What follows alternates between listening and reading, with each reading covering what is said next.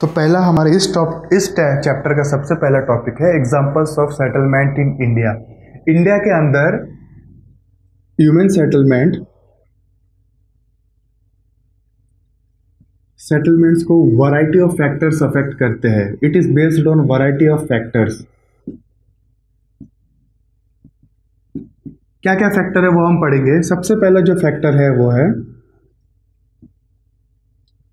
Climatic factor, यानी कि climate. लोग क्लाइमेट के हिसाब से रहते हैं। जैसे कि जहाँ का क्लाइमेट ज़्यादा अच्छा है, ठंडा है, जहाँ पे रहने लायक क्लाइमेट है, जहाँ पे इंसान जी सकते हैं, जहाँ पे एयर की क्वालिटी काफ़ी अच्छी है, वहाँ पे ज़्यादा ह्यूमन सेटलमेंट्स होता है इंडिया के अंदर। ओके। सेकंड फैक्टर है अवेलेबिलिटी ऑफ वाटर।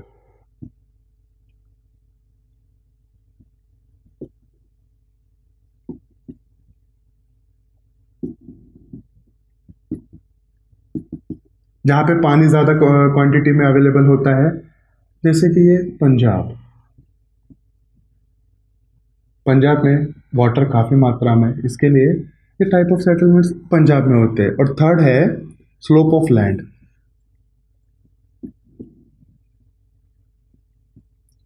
जैसे कि असम। ओके, ये है जम्मू एंड कश्मीर एग्जाम्पल के तौर पे, जहाँ पे बर्फ ज़्यादा गिरता है, इसके लिए climatic factor Jammu and Kashmir में जो सेटलमेंट कहा जाता है वो क्लाइमेटिक फैक्टर्स के बेस के ऊपर है। Availability of water maximum Punjab में पानी की मात्रा काफ़ी ज़्यादा है because of the Indus river. And slope of land, ज़मीन का स्लोप कैसा है, ये भी फैक्टर ज़्यादा इफेक्ट करता है। अगर स्लोपी लैंड है तो फिर वहाँ पे कॉफ़ी की, असम में मैक्सिमम टी की खेती ज़्यादा होती है, इसके लिए वहाँ पे सेटलमेंट अच्छा खासा है। इन सब रीजंस के बेस के ऊपर सेटलमेंट इंडिया के अंदर सेटलमेंट्स होता है। तो आइए अब हम इंडिया के टाइप्स ऑफ सेटलमेंट्स पढ़ेंगे, एग्जांपल ऑफ सेटलमेंट्स पढ़ेंगे। सबसे पहला सेटलमेंट का एग्जांपल है वो है न्यूक्लिएटेड सेटलमेंट। इंडिया के अंदर न्यूक्लिएटेड सेटलमेंट कहाँ पे है? न्यूक्लिएटेड सेटलमेंट मैंने यहाँ जाके आपको पहले ही बताया था। न्यूक्लिएटेड सेटलमेंट मतलब जहाँ पे लोग बहुत ज़्यादा करीब करीब रहते हैं, घर बहुत ज़्यादा करीब करीब है लोगों के। ये मैक्सिमम सिटीज़ के अंदर और कुछ कुछ गाँव के अंदर भी पाया जाता है। ओके, इसको बोलते हैं न्यूक्लिएटेड सेटलमेंट। ये सेटलमेंट्स कहाँ पे होता है? इस सेटलमेंट्स के एग्जांपल देखेंगे तो इंडिया के अंदर ये mainly plateau region of Narmada, यानी मेनली एग्जांपल यानी गुजरात और मध्य प्रदेश। ये type of nucleated type of settlements plateau regions of Narmada, जो नर्मदा रिवर है उसके आजू बाजू जो प्लेट्यू एरियाज है, जो प्लेन स्लोप्स है इस तरीके के, ये सब माउंटेन्स है। जो माउंटेन के ऊपर जो प्लेन स्लोप्स वगैरह रहते हैं उसको प्लेट्यू रीजन्स कहा जाता है। जो नर्मदा के आजू बाजू जो प्लेट्यू रीजन्स है वहाँ पे न्यूक्लिएटेड टाइप ऑफ सेटलमेंट्स पाया जाता है। दूसरा पैडी रीजन ऑफ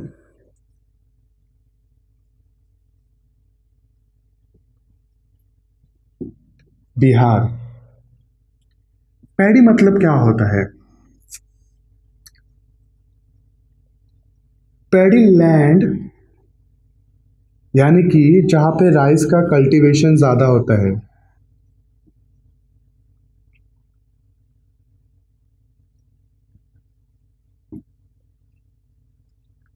राइस का कल्टीवेशन जहां पे ज्यादा होता है वो है पैडी रीजन।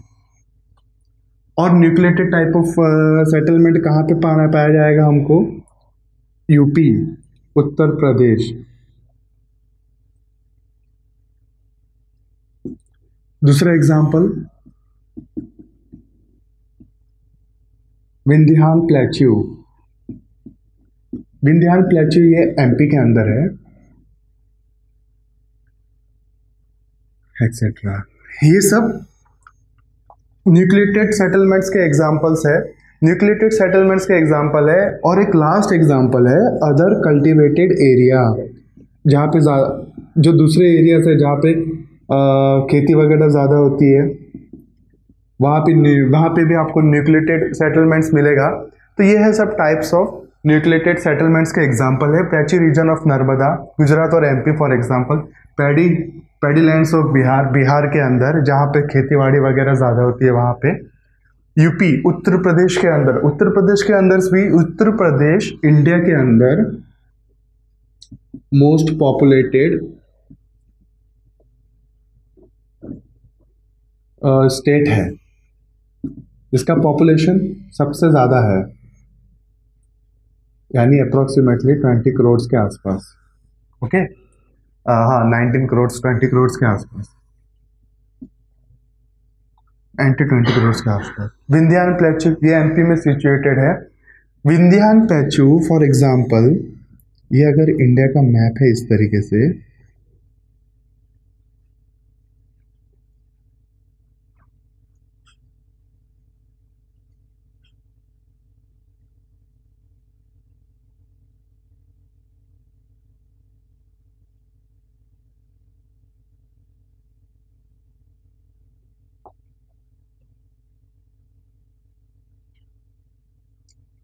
तो विंध्यान प्लेटू इंडिया के मैप में यहाँ पे सिचुएटेड है, ये एमपी है और यहाँ पे अरावली रेंजेस है। तो ये था type of nucleated settlement in India. Okay, and other cultivated area, यानी इंडिया के जो अदर कल्टीवेटेड एरिया है जैसे कि पंजाब हो गया, फिर राजस्थान वगैरह हो गया, कुछ पार्ट ऑफ राजस्थान, गुजरात का कुछ पार्ट, महाराष्ट्र का कुछ पार्ट, वहाँ पे न्यूक्लिएटेड टाइप ऑफ सेटलमेंट पाया जाता है। इसके बाद आते हैं हम हमारे दूसरे टॉपिक में, जो है डिस्पर्स सेटलमेंट।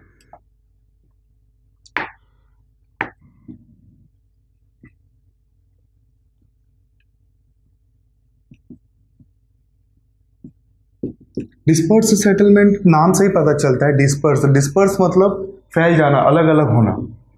तो जो एरिया के अंदर डिस्पर्स टाइप ऑफ रहन सहन देखा जाता है उसको उस एरिया को बोलते हैं डिस्पर्स सेटलमेंट। तो डिस्पर्स सेटलमेंट्स के एग्जांपल देखेंगे तो इंडिया के ये मेनली सेंट्रल पार्ट में आता है, इंडिया के मेनली सेंट्रल पार्ट्स में आता है, और राजस्थान के eastern region and southern region के अंदर आता है।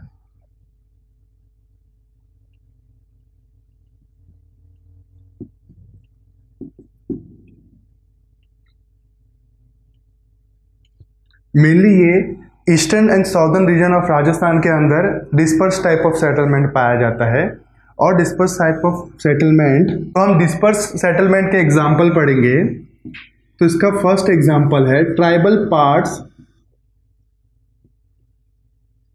Of central India. इंडिया के सेंट्रल पार्ट्स में जो ट्राइबल, अभी ट्राइबल क्या होता है? ट्राइबल्स यानी कि जहाँ पे ट्राइब्स लोग रहते हैं। ट्राइब्स मतलब जंगल में जो लोग रहते हैं मैक्सिमम, जो जंगल के एक्टिविटीज, जंगल से रिलेटेड ऑक्यूपेशंस वगैरह करते हैं, उनको ट्राइब्स कहा जाता है। तो tribal part of central India के अंदर डिस्पर्स टाइप ऑफ सेटलमेंट देखा जाता है। ट्राइबल पार्ट्स क्या होता है? जहाँ पे ट्राइब्स लोग रहते हैं, ट्राइब पीपल, उसको ट्राइबल पार्ट ऑफ इंडिया कहा जाता है, सेंट्रल पार्ट। उसके बाद eastern and southern part of Rajasthan.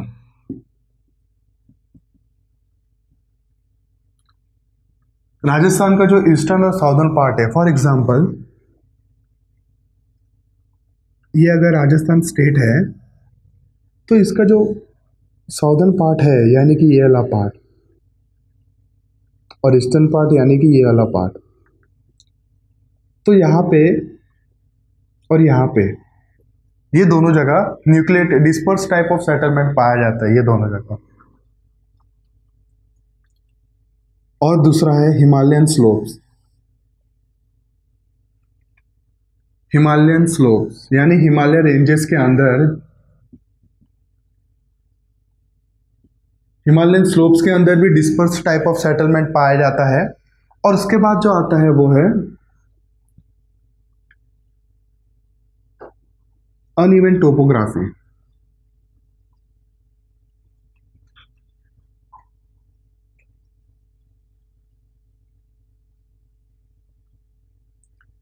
Uneven topography region में। अब हम टोपोग्राफी पढ़ेंगे, अनइवन टोपोग्राफी।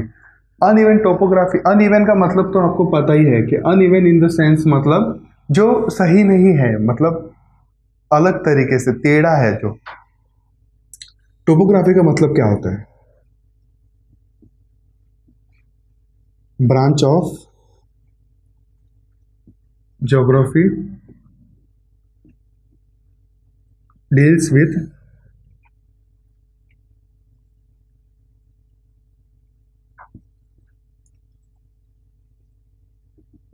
Physical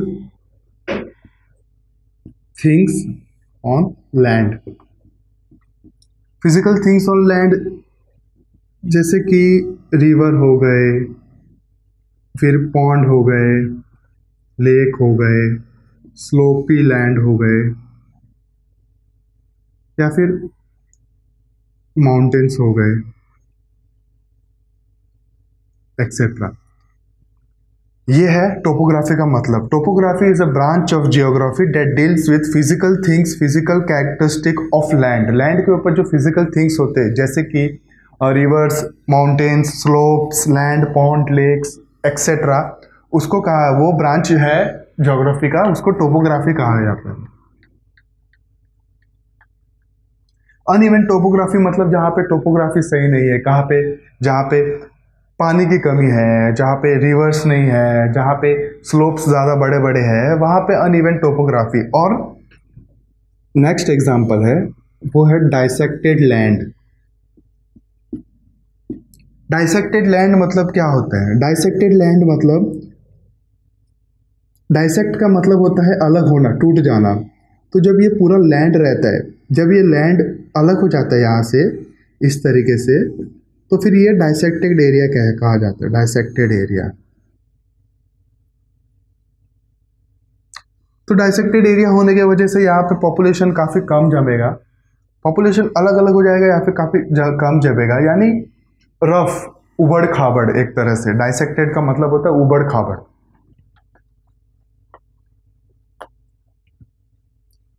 etcetera.